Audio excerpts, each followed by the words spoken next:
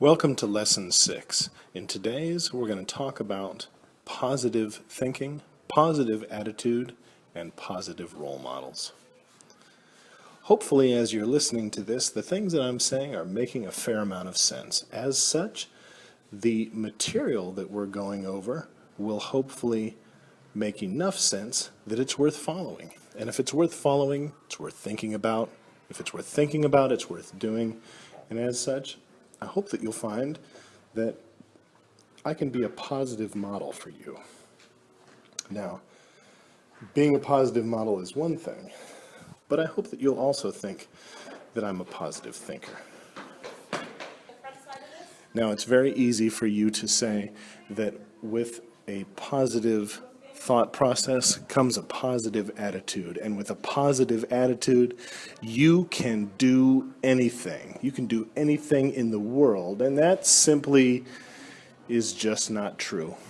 You can't do everything in the world. You can't do something which is impossible, but you can do a much better job at what you are doing than you can if you have a negative attitude.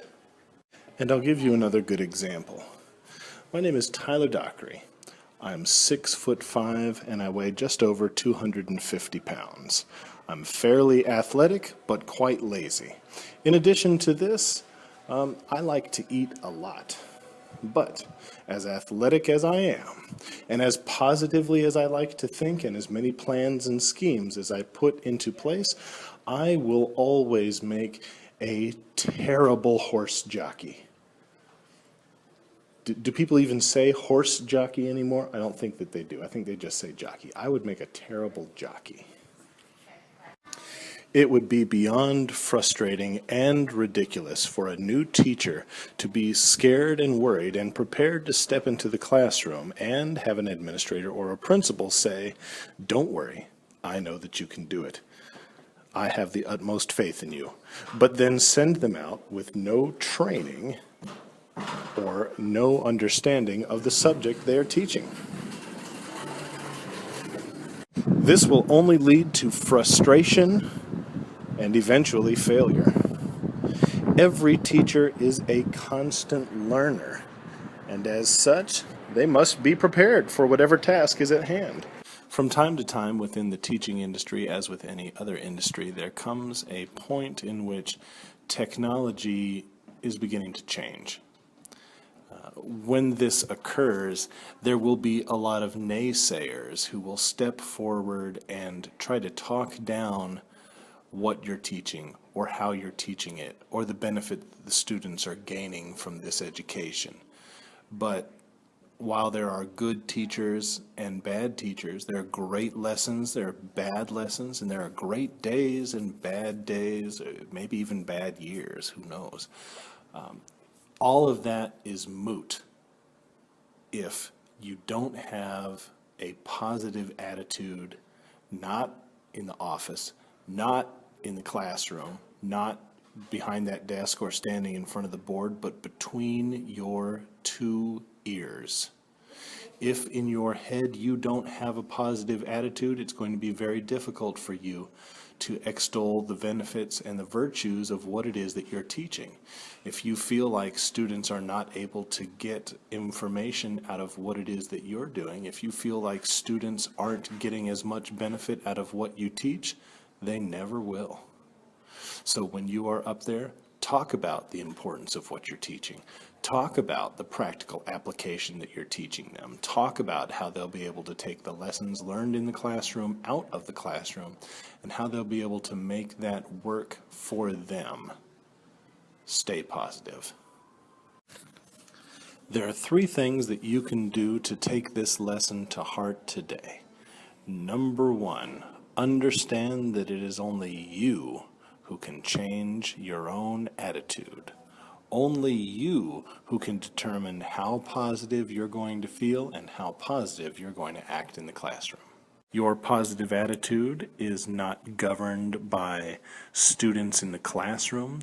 It is not governed by naysayers who feel differently about what you're teaching.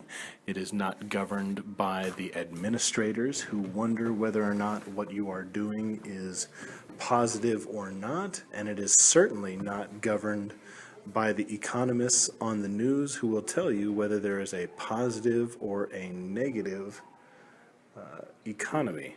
The only person who can control that is you. Take control of your own attitude and set the path for your own career success. Step number 2. Commit to doing anything and everything that you have to do to keep that positive attitude. Sing positive affirmations. Go to others and ask about what it is that you're doing. Look to online communities to find out what it is that other people who are teaching your craft are doing to keep students ready and involved. Get in touch with local businesses who need and use this ability. Take a series of deep breaths. Take a walk around the park. Look at a motivational poster. Do whatever it is that you have to do to regain your composure and keep your positive attitude. You are in control. Step number 3, I won't be the first person to tell you this, but I really do feel that it's quite important. Read something. Read something that is personally and professionally important to you at least 20 minutes each and every day.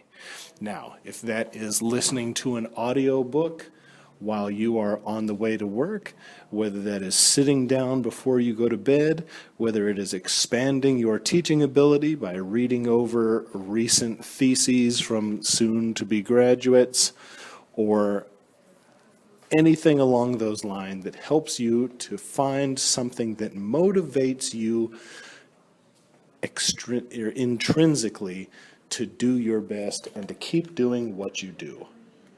Doing these 3 things will allow you to keep in the proper state of mind where you are inspired, in control, and positive.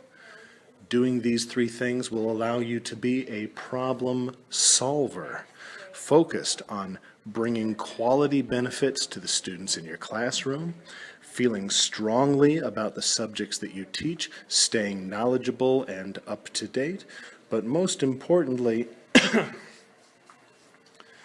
staying motivated to keep doing a great job. Today, I'd like you to think about these things and start moving down this path. Please go ahead and subscribe so you don't miss any of our podcasts. Comment below if you have thoughts or feelings on this. Go ahead and absolutely destroy that like button. And as always, design your future.